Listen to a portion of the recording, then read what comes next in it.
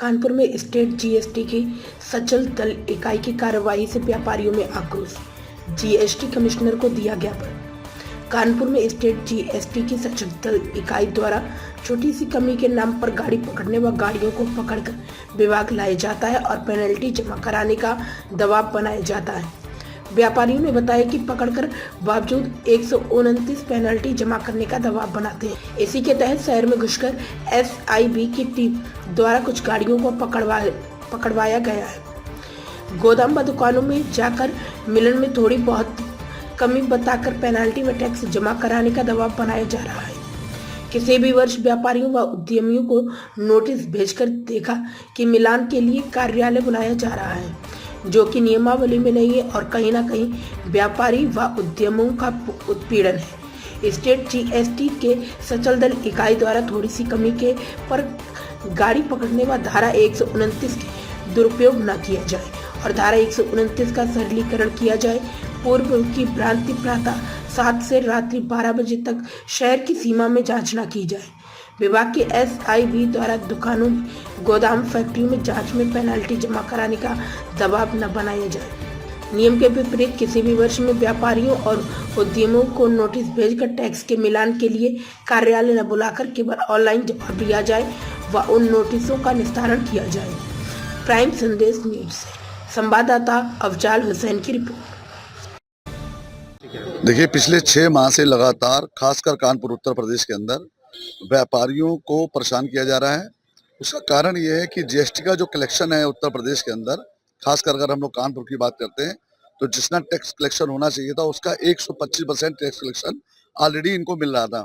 उसके बावजूद एक लखनऊ में बड़े अधिकारी आए हैं, नाम नहीं लूंगा, उन्होंने जब से उनके धरती हुए कानपुर में पांव पड़े, उन्होंने आके एक ऐसा आदेश पारित किया कि लोहे और सुपारी और खासकर जो पान मसाले वालों के ऊपर उन्होंने कहा शिकंजा कसी है, इनसे कलेक्शन और चाहिए। उस टैक्स कलेक्शन नाम से व्यापारियों को लगातार गाड़ियां रोक रहे, छोटी छोटी गलतियों पे गाड़ियां यहाँ लाई जा रही हैं, जिससे कानपुर का व्यापार इतना प्रभावित हुआ। अभी 2 दिन पहले उत्तर प्रदेश के वित्त मंत्री राजेश खन्ना जी को भी ये कहना पड़ा कि इस बार टैक्स कलेक्शन क्यों कम हुआ। सीधी सी बात है, आप जितना ज्यादा व्यापारियों का उत्पीड़न करेंगे, व्यापार कानपुर से पलायन हो रहा है, दूसरे प्रदेशों में जा रहा है। आज हम लोग यहाँ अधिकारियों से आके मिले और उनसे कहा है कि 2-3 भ्रष्ट अधिकारियों के नाम भी बताए हैं कि उनको कह दीजिए भ्रष्टाचारी बंद करें। ये कहीं न कहीं एक बहुत बड़ी साजिश है उत्तर प्रदेश की सरकार को बदनाम करने के लिए। माननीय मोदी जी ने कहा था, ईज डूइंग के लिए बात उन्होंने कही थी और उन्होंने कहा था कि 17 टैक्स हटा के एक जीएसटी लगाया जाएगा, सरलीकरण की बात हुई थी। माननीय उत्तर प्रदेश के हमारे मुख्यमंत्री जी, उन्होंने हमेशा ये बात कही है कि व्यापारी की सरकार है और व्यापारी के लिए सब कुछ। जो बाहर से उन्होंने अभी लास्ट ईयर एक व्यापारियों के लिए सेमेस्टर भी किया था, जिसमें बाहर से तमाम व्यापारी आए थे और उन्होंने कहा इन्वेस्टर्स को लाने के लिए बात कर रहे हैं। और यहाँ पे खासकर जो कानपुर में जो व्यापारी, उनको इतना उत्पीड़न किया जाता है कि जो यहाँ से व्यापार है वो भी बाहर जा रहा है।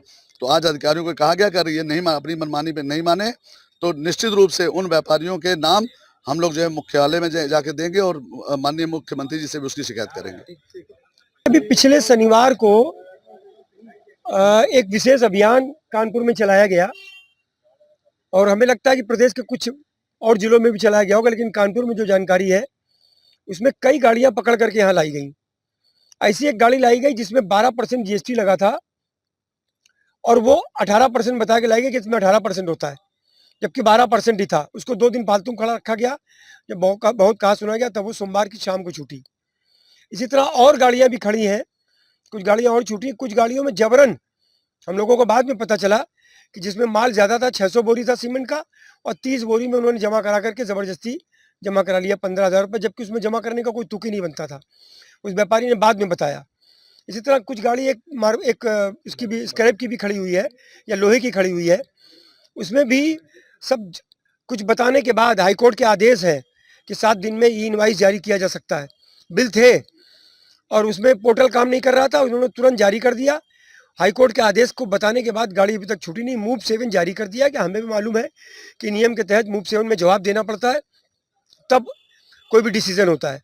जवाब दे दिया गया है। उन्होंने कहा इस पर हम बिल्कुल पूरी तरह पॉजिटिवली इस पर विचार करेंगे और देखेंगे गाड़ी छूटे, और हमको आश्वासन मिला है, हमें पूरा विश्वास है कि गाड़ी छूटेगी और आगे से कोई इस तरह की कार्रवाई ना हो। ये भी कहा गया है, उन्होंने आश्वासन दिया है कि किसी व्यापारी को परेशान नहीं किया जाएगा। कोई विशेष अभियान होगा तभी इस तरह के अभियान चलेंगे। आज आप देख रहे हैं कितनी सारी गाड़ियां यहाँ खड़ी हुई हैं, तो ये कहीं ना कहीं व्यापारी की गाड़ी ला करके, उद्यमी की गाड़ी ला करके व्यापारी को परेशान करना है, उनका व्यापार उद्योग प्रभावित करना है। हम आज इसका विरोध कर रहे हैं, आगे भी अगर इसी तरह व्यापारियों को, उद्यमियों को परेशान किया गया तो हम विरोध करने आए हैं और आते रहेंगे। सचल दल अधिकारी द्वारा एक वाहन रोका गया था, जिसके सिलसिले में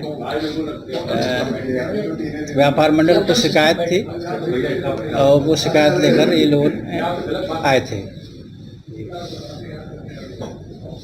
क्या क्या समस्या आई थी? सर, धारा 129 के तहत व्यापारियों को पहला धारा 129 के तहत जो है मोबाइल के जो सचल दल हैं वो लोग उनको अक्सर व्यापारियों को परेशान करते हैं। ऐसे मामले में आपसे मिले थे, क्या उन्होंने आपसे शिकायत है और उसमें क्या? सामान्यतया कोई भी जीएसटी में काम है तो ऑनलाइन ही होता है।